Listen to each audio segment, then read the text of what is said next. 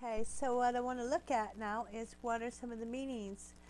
Basically, in the Ten Commandments and the laws that the Father had given us, we come out of Jethro and we come out of the Exodus, and Jethro given Moses, basically this, what I like to call is just basically what we have now today is pretty much a court system, a laws of court systems, and that's what happens. But now we're going to describe the laws, and we're going to look at what are the meanings of these laws.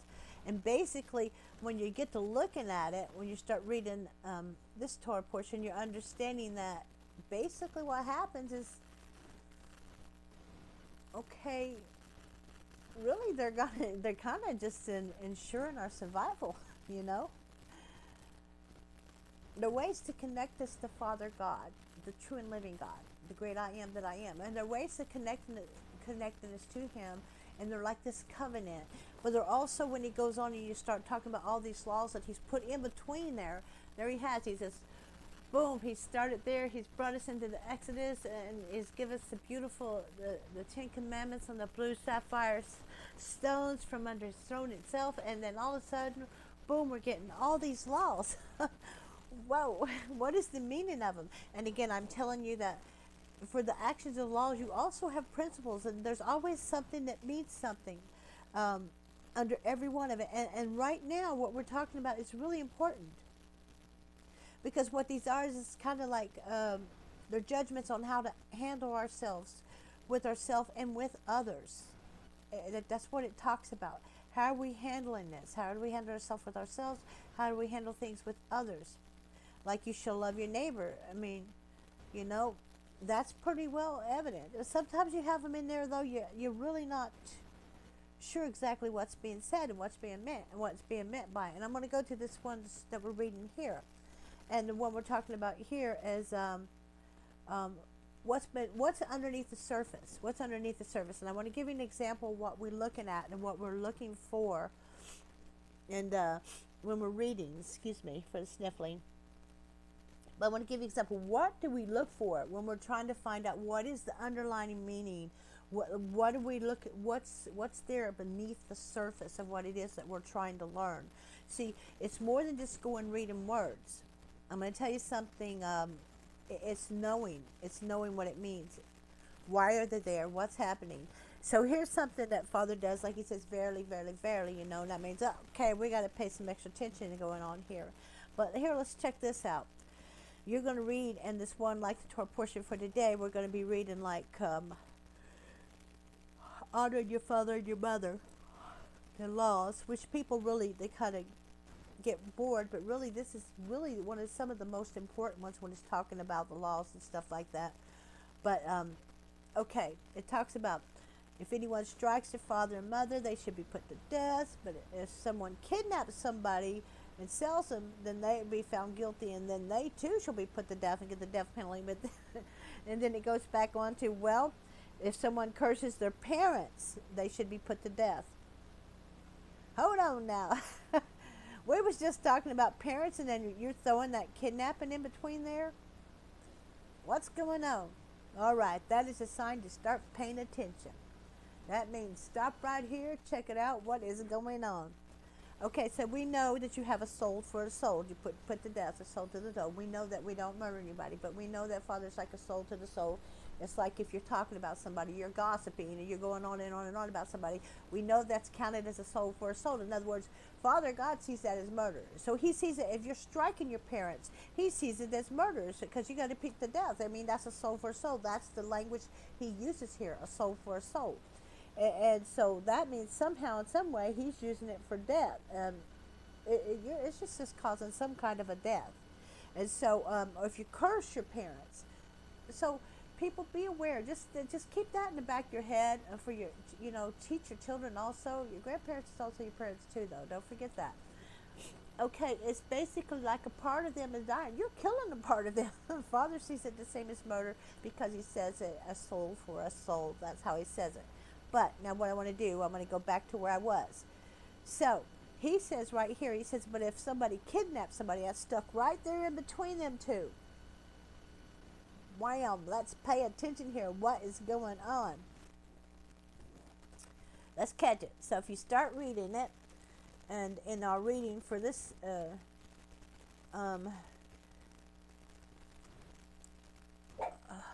hold on. Okay, so,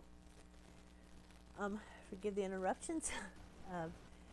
All right, so we have this one, and when we're doing the reading, and let's talk about this part for a minute. What happens is during this reading here, it's talking about people hurting each other, and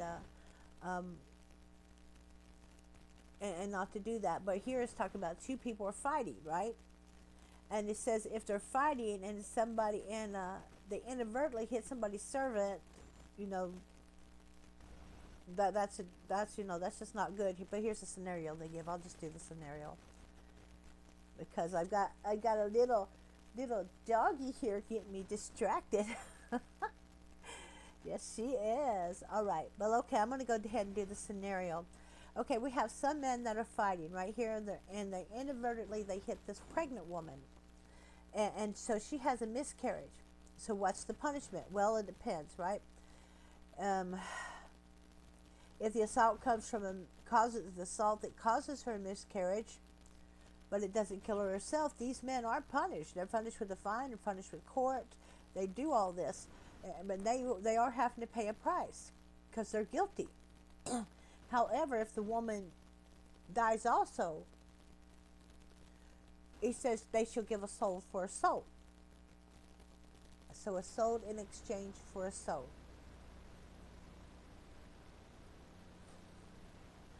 In other words, there's been a death here. A soul for a soul. Again, I'm going to say it again. Father looks at, that don't mean you're going to go out and kill somebody, honey. Father looks at hurting people like that and causing hurt and causing pain like that. And he talks about especially, and he talks about it in another place about gossip and lying when you take somebody's name like that, or like your name in vain whenever you cause somebody that, or even like here as we've seen with the parents, he just see it goes stronger. It's not like getting out there and killing somebody. It's stronger than that. A soul for soul. It's the principle behind the action. There's a part of somebody that's died. There's a part of the parent that's died inside. They've been broken and they've hurt bad because their child has hit them, or their child has cursed them, or for somebody that has been kidnapped and sold. You know, there's a part of them that also that's died. You know, soul for a soul. See, when you kidnap people and you steal them and you sell them, you're basically, it's a bad thing.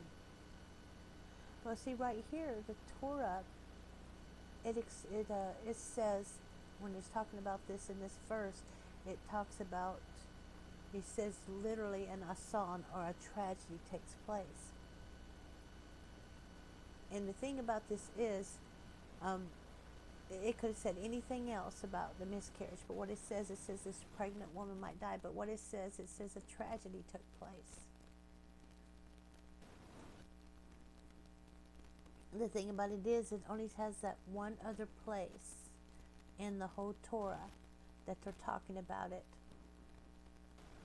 That's how rare it is for to use the word the asan, or the word tragedy is an asan.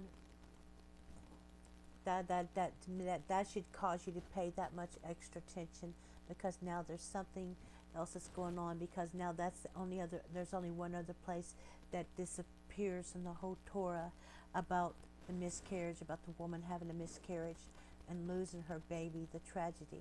So that, and the fact that it's only using a son, the word tragedy, one other time in the whole Torah, says, okay, now let's go to this story. We're going to find out what's happening here. Now see, if you're studying, and you do a lot of studying this, you're going to know, or if you see something familiar with something, it's like, okay, a kidnapping. When I'm seeing the kidnapping and being sold as a slave, my mind automatically goes boom, boom, boom. There's Joseph. So I see that. So my mind automatically goes, check out that story. And so the very fact that the word asan, or the word tragedy, is used here, also brings me back to that story with Joseph, because then I'm going to check, is that word used here? And yes, it is. And it's the only other place in the Torah it is used, and that's the story of Joseph with his brothers. Okay? And this is when Judah's given this big speech, and he's given it right before Joseph reveals his true identity, who he is. What happened is Judah's given this speech. Hold on. Okay, baby.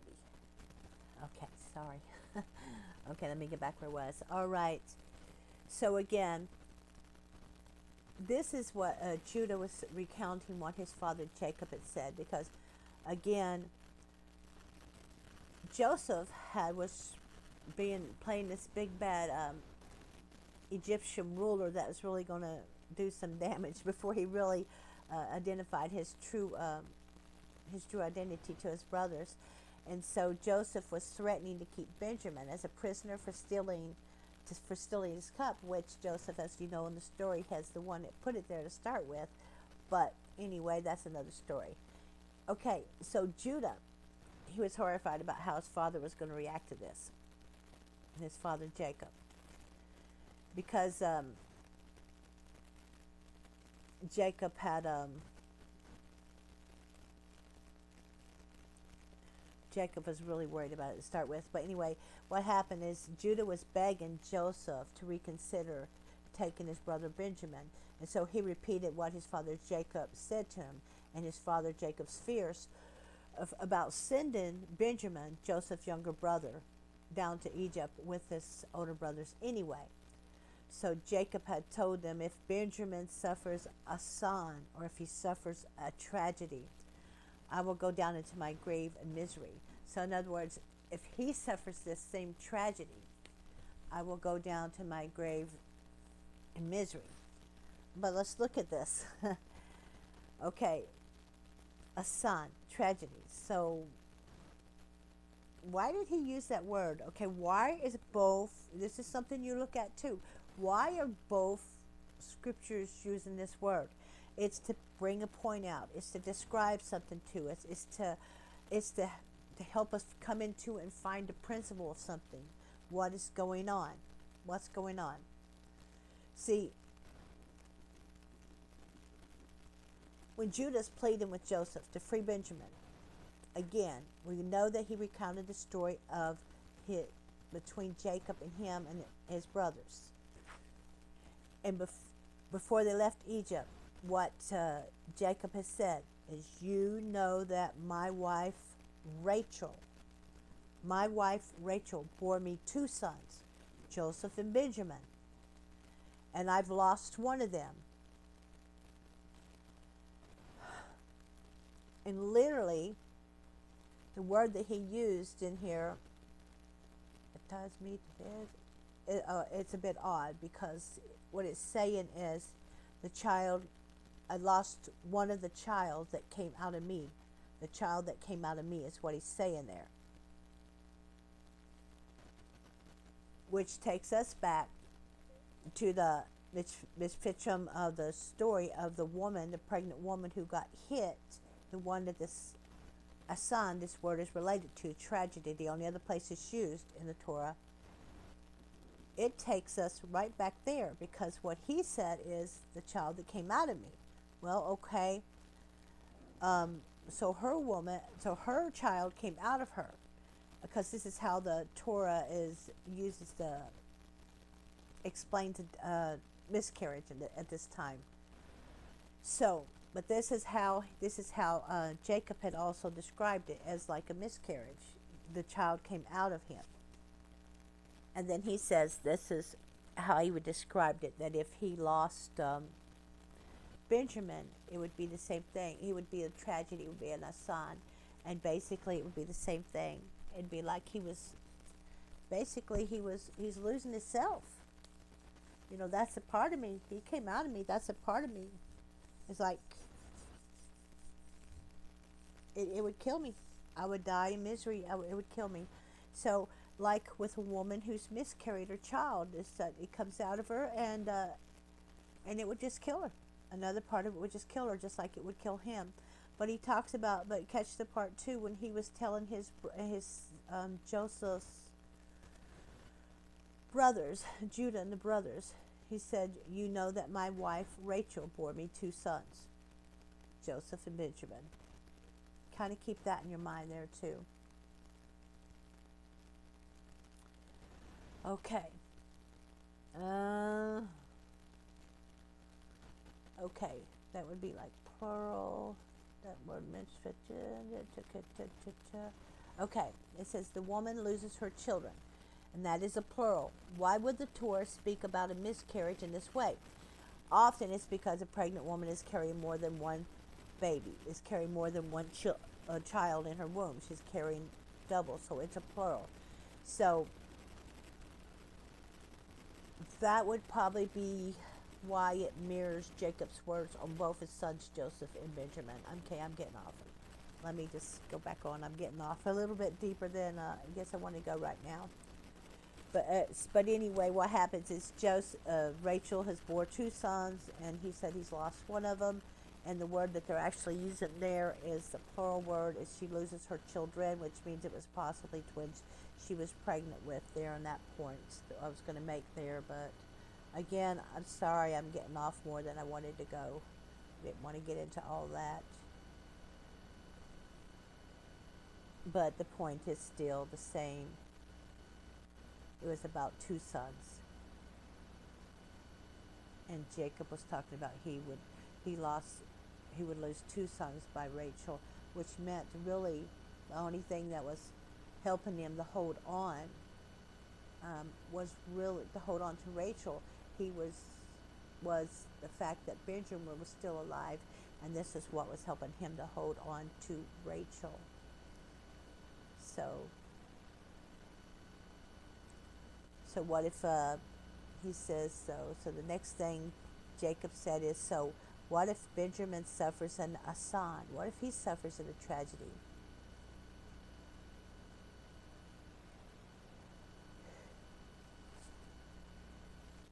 So basically what Judah's saying here is he's explaining to Joseph that Jacob's soul is bound up with Benjamin's. This is the reason he's living. And if he was to lose Benjamin, that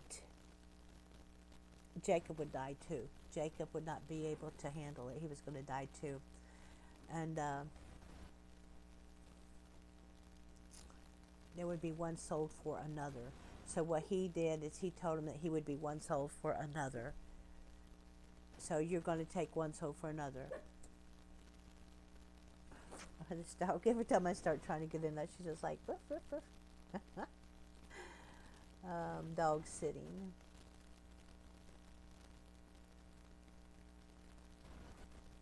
So basically he's saying, okay, we're just going to have another tragedy. It's going to take place if you do this. If you do this, we're just going to have another tragedy taking place. So you can't take Benjamin. You're just going to, it's going to be another tragedy. This woman miscarried her children. It's a tragedy.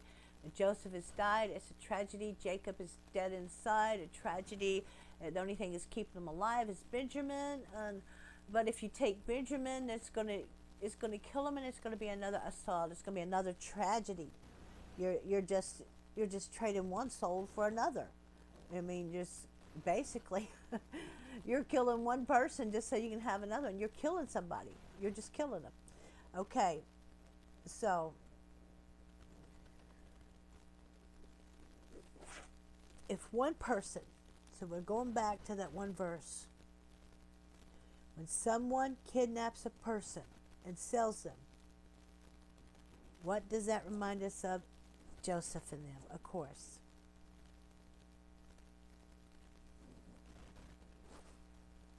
It's a tragedy.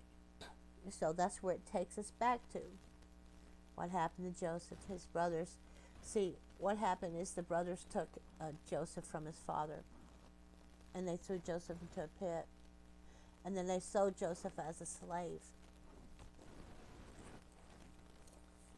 And for some reason, in this Midrashim, for some reason, this section of the laws, it's echoing both the beginning and the end of the struggle between the brothers of kidnapping and selling Joseph. So think about that. He's telling about the beginning of it, and he's telling about the end of it.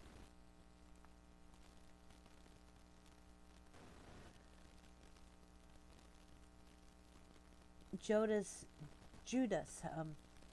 speech. Okay, right here. Let me just read this part right here.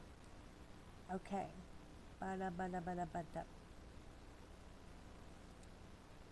Okay.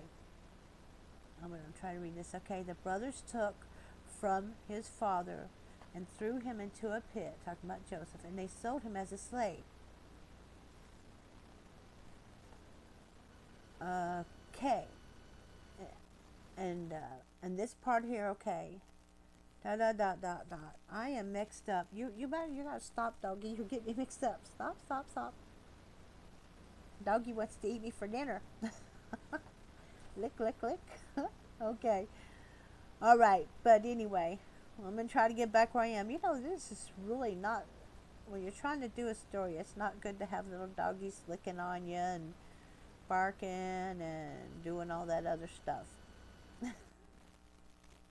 And to have a storm outside with a tornado, under tornado watches and stuff like that is. But anyway, I love you all. Thank you for bearing with me. I'm going to get back where I was right here. All right. So what happened is Judas' speech, it ultimately brought the brothers and Joseph all back together. You know.